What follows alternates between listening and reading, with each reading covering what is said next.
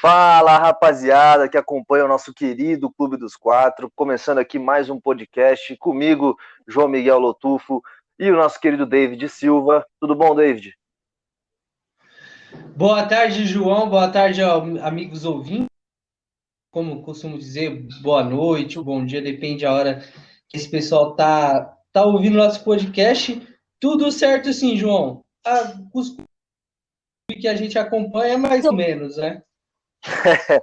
Um pouco, verdade, mais ou menos. Bom, como a gente não é muito de costume aqui, a gente fala mais sobre os pré-jogos, a gente faz uma análise dos confrontos, mas hoje a gente tem notícias, né, dos clubes.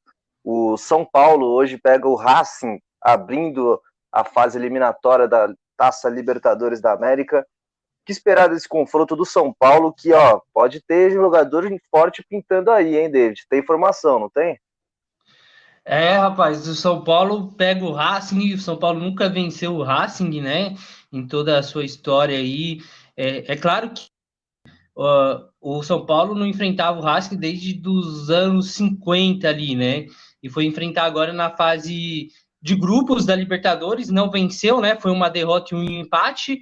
E agora tem o Racing pelas oitavas de final. O primeiro jogo é aqui no Morumbi, um jogo que o São Paulo pode ser vida ou morte para o São Paulo e para o técnico Hernan Crespo, né? Vamos ver como que vai sair hoje, porque tem que fazer resultado hoje, tem que vencer para ir com um bom resultado para a Argentina, né? Que na Argentina é bem complicado jogar. Acredito eu que o São Paulo vem com o time completo. Eu sei que o Wellington vai ganhar a vaga no lugar do Reinaldo. Basta ver, né? Se ele vai colocar essa teoria na prática, né? Essa teoria que a gente sempre faz aqui, às vezes dá errado e às vezes certo. Mas vamos ver se ele vai fazer essa mudança.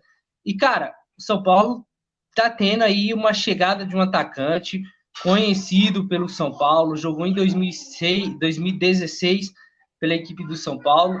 Em pouco tempo se tornou xodó da torcida, um ídolo, não ganhou títulos, né, com o São Paulo, mas levou o clube paulista uma semifinal de Libertadores, que é o Caleri. O Caleri ele tá enrolado, vamos dizer assim, né?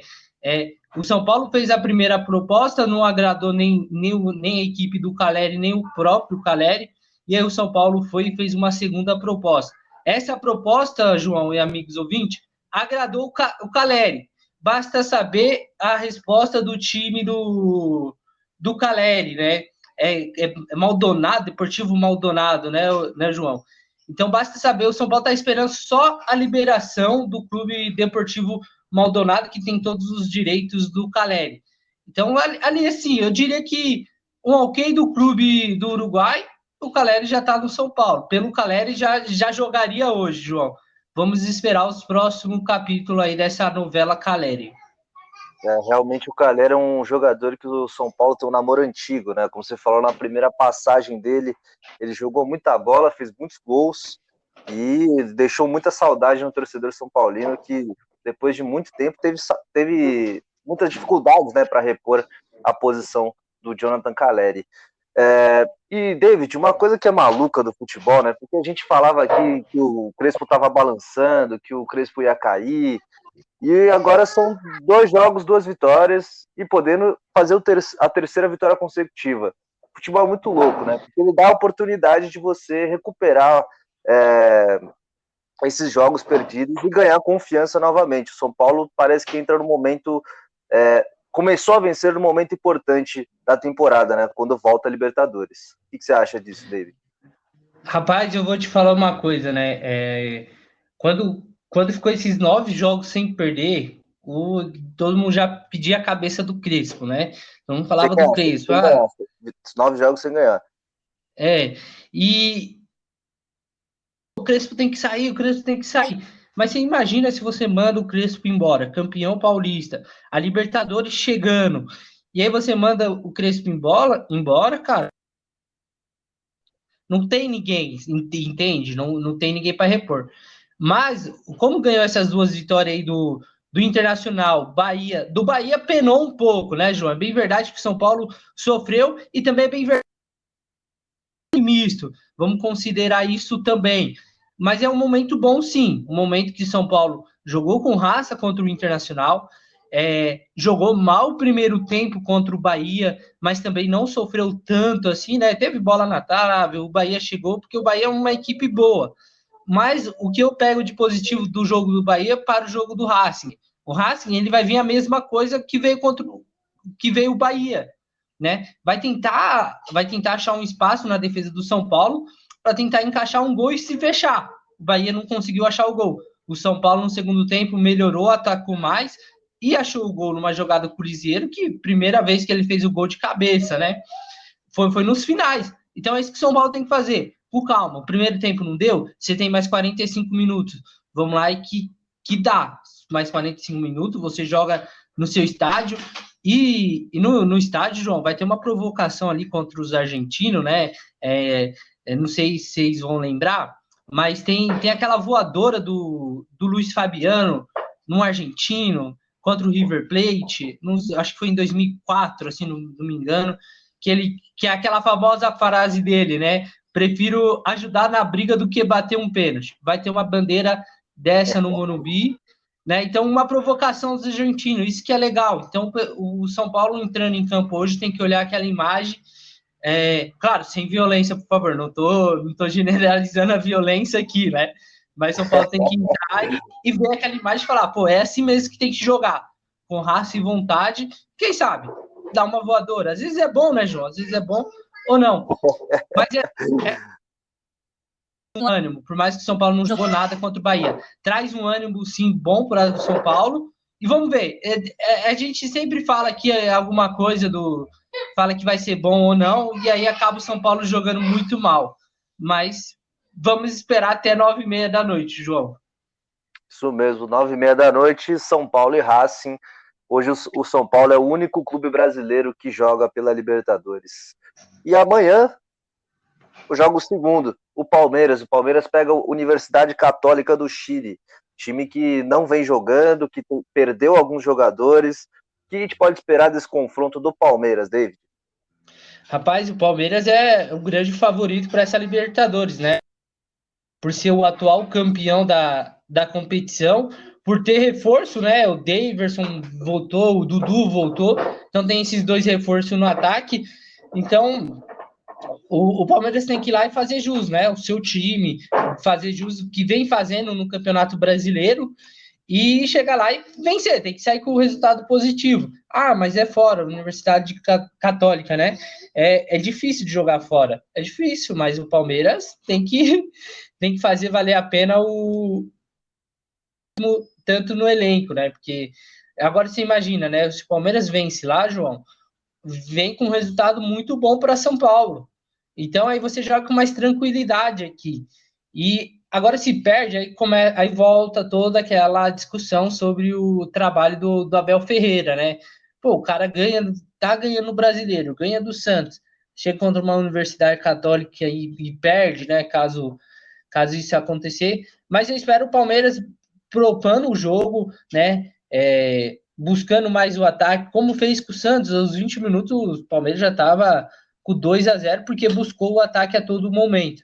Eu espero que o Palmeiras saia assim com vitória e que busque o gol a todo momento, como vem buscando no Campeonato Brasileiro, João. Lembrando que o confronto do São Paulo quanto do Palmeiras, eles se cruzam, né? Então, o vencedor de Palmeiras e Universidade Católica enfrenta o vencedor de São Paulo, o Racing. Podemos ter um clássico logo nas quartas de final da Taça Libertadores da América. Seria demais para o futebol brasileiro ter um Palmeiras e São Paulo novamente. De novo, né? Novamente na Libertadores. Bom, Você falando do Palmeiras, Opa, pode falar. 2005 e 2006, as duas equipes se enfrentaram pela Libertadores e São Paulo passou. Então o Palmeiras tem aí, eu acho que não é bom pro Palmeiras não, viu? Se Palmeiras tratando tá engasgado com o São Paulo. Será que agora que o Palmeiras acaba com esse tabu? Então, porque a gente sempre analisa os confrontos, né? São Paulo leva uma grande vantagem sobre o Palmeiras em jogos eliminatórios, principalmente em Libertadores. Então, se analisar assim, João, não é bom pro Palmeiras não, viu? Não é bom não. E ainda mais que o São Paulo ganhou o Paulista em cima do Palmeiras, rapaz. Acho que se fosse o Palmeiras, torceria bem contra o São Paulo.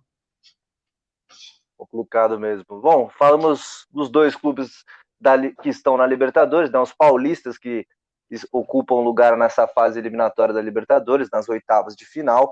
Vamos falar do clube que foi eliminado na fase de grupos, né? O Santos, que pega o Independiente na Vila Belmiro, às 7h15 da noite, partida válida pelas oitavas de final da Sul-Americana.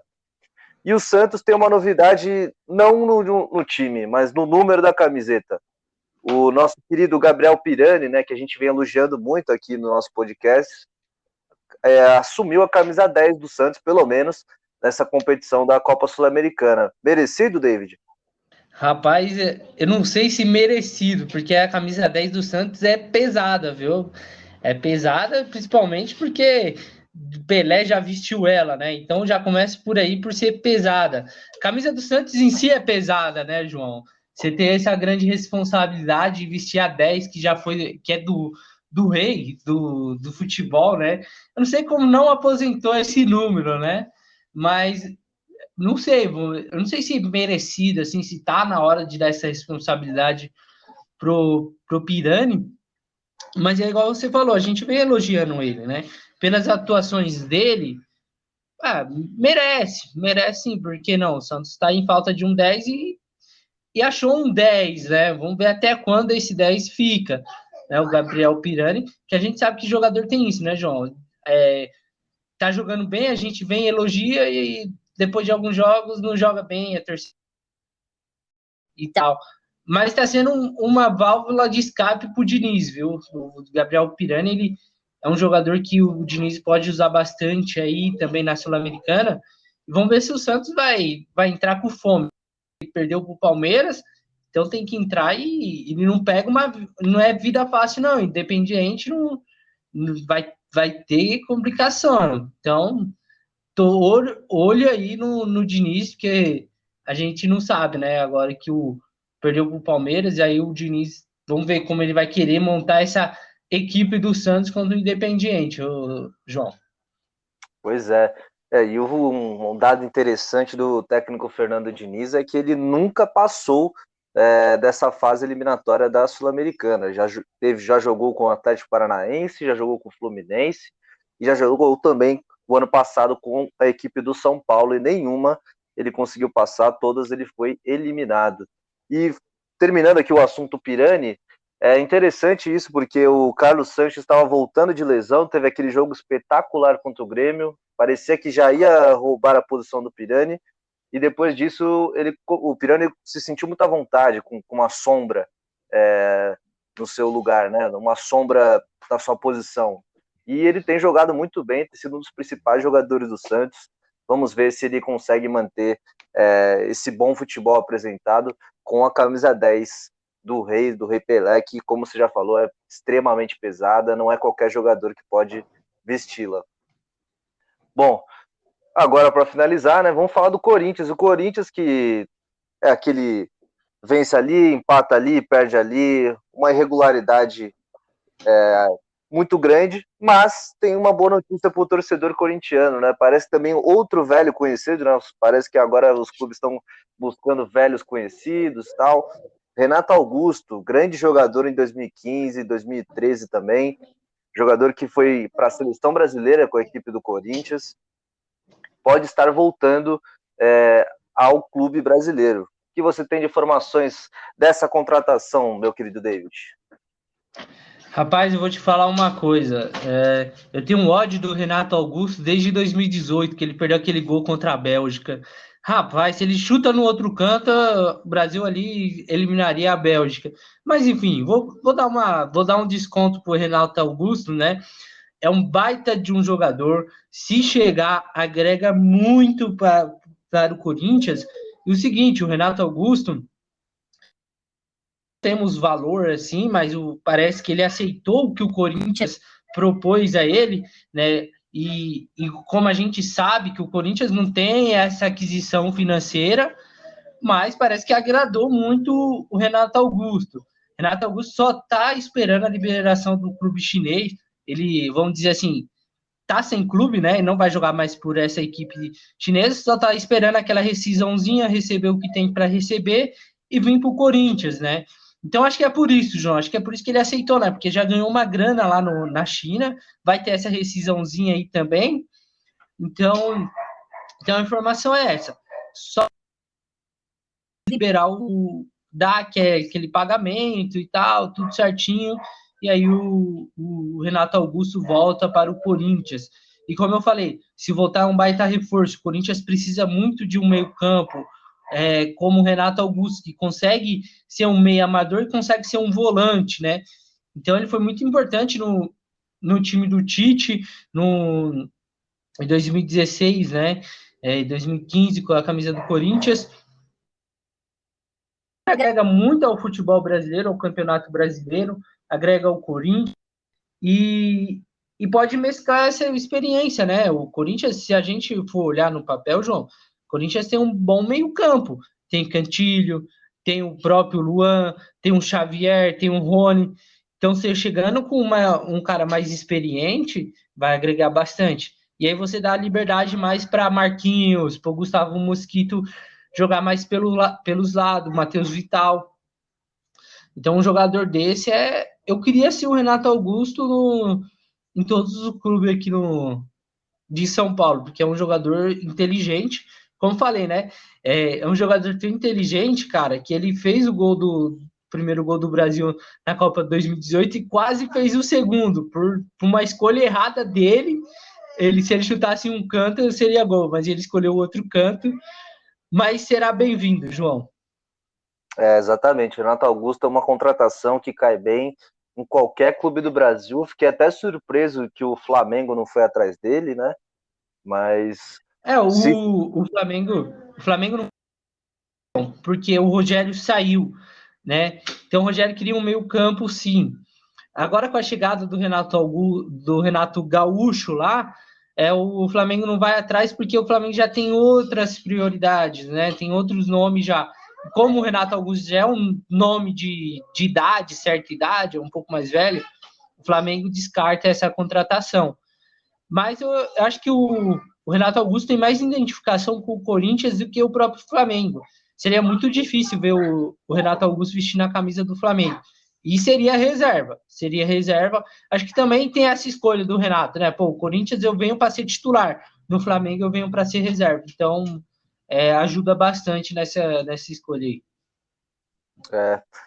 Concordo com você. Também acho que o Renato Augusto chega ali para, se fosse para o Flamengo, ele chegaria para disputar uma posição ali no meio-campo do Flamengo, que é muito congestionada, muito difícil, muito jogador bom ali naquela posição do campo. David, vamos fechar aqui o nosso querido programa.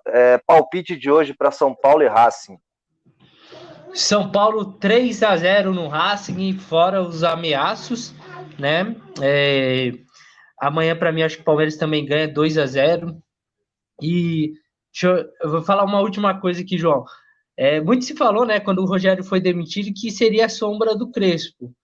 Eu acho que não vai ser sombra do Crespo, porque o Júlio Casares já deixou bem claro que o Rogério não treina o São Paulo na era Casares, né? É claro, isso pode mudar muito, depende aí dos resultados do Crespo durante a temporada. Mas eu acho que nessa temporada, o Rogério Ceni não vira sombra ao Crespo. Pode ser que na outra temporada, porque vai vir clubes fazer proposta para o Crespo, isso é certeza. Então pode ser que nas próximas temporadas, quem sabe, né? Mas o Júlio Casares deixou claro, ele deixou bem claro que o Rogério não treina o São Paulo na era dele. Mas a gente sabe que muda muita coisa, João. Bom, já palpite aí 3-0 para o São Paulo, 2-0 para mim, para o Palmeiras amanhã. Então é isso, João. Bom, eu vou de São Paulo e Racing, acho que eu vou de 1-0 para o time de São Paulo. E o Palmeiras amanhã eu vou de 2-0 para o time do Palmeiras. Mesmo fora de casa, acho que o Palmeiras vai ganhar tranquilamente essa equipe do Universidade Católica. David, sua despedida e a gente volta amanhã, certo? Bom, é isso. A gente volta amanhã com falando do jogo do São Paulo e Racing. Falando um pouco de novo novamente do confronto do Palmeiras e a Universidade. Então é isso, meus amigos ouvintes. Fico por aqui. Até a próxima. Valeu, valeu, João. Valeu, David. Muito obrigado a todos os nossos ouvintes. Como o David falou, a gente volta amanhã, trazer mais informações do confronto do Palmeiras, falar um pouco do confronto de como foi o jogo do São Paulo contra o Racing e, quem sabe, com mais notícias. Então, gente, muito obrigado. Peço que compartilhem, deem like, enfim, ajudem nosso Lá no podcast a Instagram, lá. crescer. Oi?